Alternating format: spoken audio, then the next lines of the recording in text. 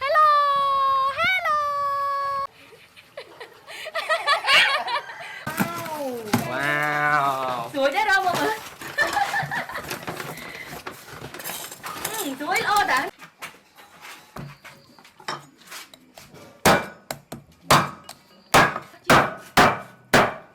Ui suối dầu, suối trong. Ê nhờ nhằm ớt cất. Mà ơi, nè, bom ảnh. Bây giờ anh mà xem cho ôn ê nha, ê nhơi. Thôi lên nào. Nhậm đạn phải.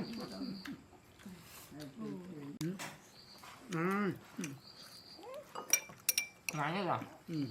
Cậu có chơi nhé cô ơi.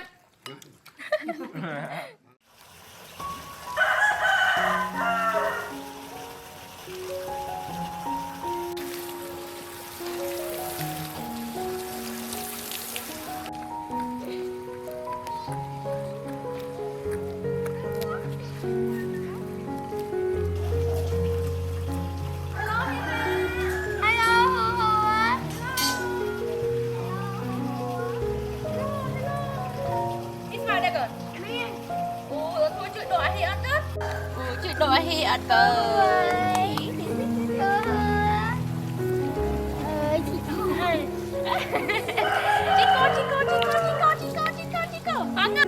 Chico. Bảo sợ hạ lực. Không. Bảo sợ hạ lực. Ai, cô rơ, hello. Chị xe tới mọc lên. Mày á. No. Bạn ơi, hạ độ cho mai với chị bơi nha. Hello chị. Chú đây có nè chị ơi, có nè lên.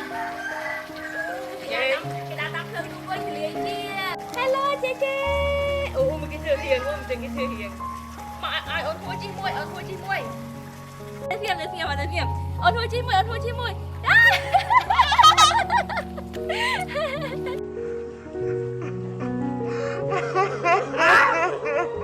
Mà ơi, mà cái chị sẽ hoáng lên. Hello anh.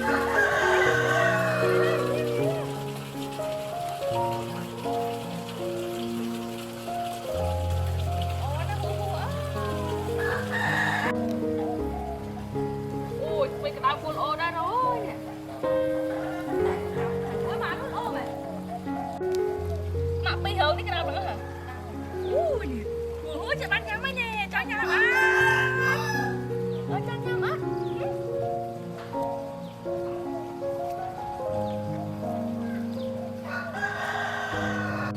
Chị ơi, hộp một tiền mất á.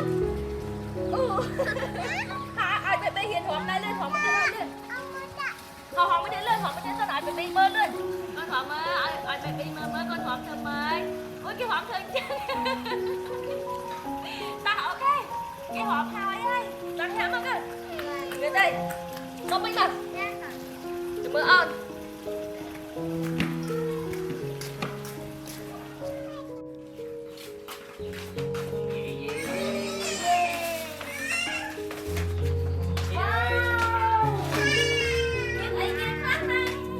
Cháu nó nè. Wow. Suối chết đâu mà. Suối ô đã ném đến cái hay quá nè cái này. Thường không nhỉ? Bộ. Wow, mình thường cái lòng đi đấy. Chị nhà mắt á. Chị chơi nè, nhà mắt á. Chị. Wow. Chị ấy kia nè. Yeah. Chơi nhầm á. Vậy. Wow. Chơi nhầm á. Wow. Cái Chị kia nè. Bọc bia mày. Cái kia nè. Nông bay. Ôi đóng bọc bia đến này. Là hai bệnh nông bay luôn ôn này. Nè anh đang vấn đề đi mà có thế là cái thế. Đóng bệnh cho cha này. Ngoan thế này. Thế anh hai tôi hai con phải có cái nè. Ui, hôi tầm muôn.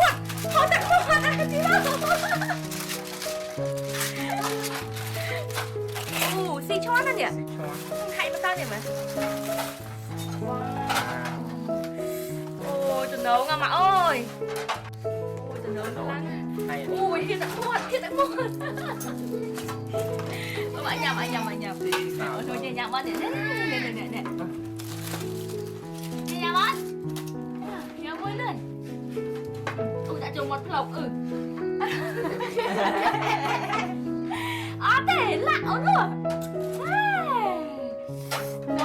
No. Nghe nghe vào.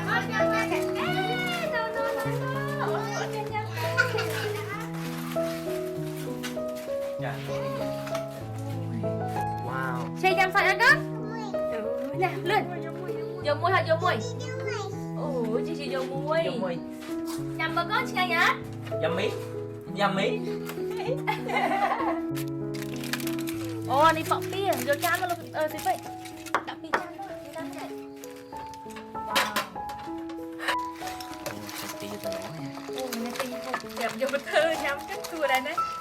Con khọt con này. Bạc. Ôi, lại của tụi nướng đó đó nhỉ. Chơi bố Cặp vậy mua. Wow. Ôi, ồ bọc kê nè. Ôi, tụi nướng đó rồi, lại kia ấy nhỉ. Em món á. Ôi, đậm tên cha. Ôi, tụi nướng đó rồi. Này chị. Ôi, nem tê kêu. Hiện tại mọi mấy con? Bạc.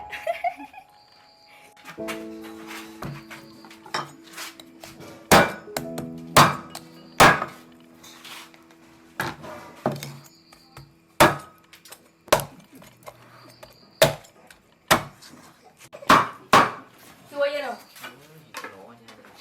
Mùi mà. Mẹ.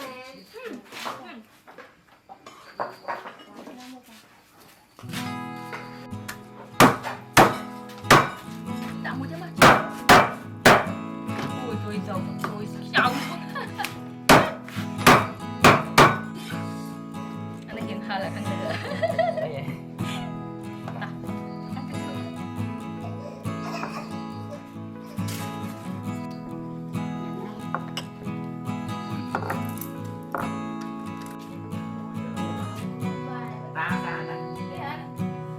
Trang phở bia một cái. Giờ giống chậu ai vậy? Giống chậu à?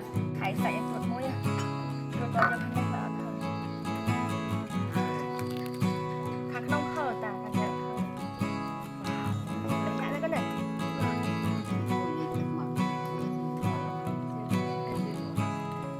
Ôi Ý ơi, nhầm mặt con. Ui, mới thương mua. Nhanh vậy. Ê nhờ, nhầm ớt cất. Mà ơi, này, không phải. Bây giờ má trên chọc ớt ê nha, ê nhờ ơi. Thôi lên nào.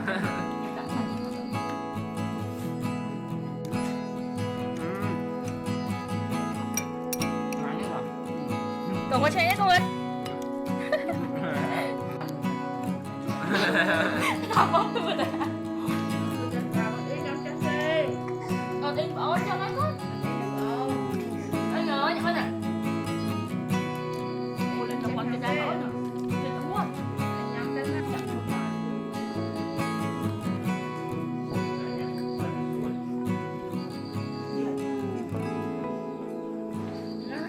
Ngon đó. Chọc chai từ mông. Mà má chọc chai nó. Ngon quá. Ngon quá. Ê nhơi. Ê. Nhà mọt đó. Ê nhơi. Dù gì quay hại chạy. Ê bãi vậy.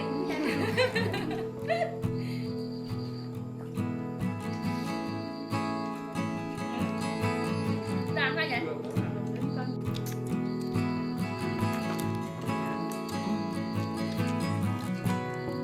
Việt á.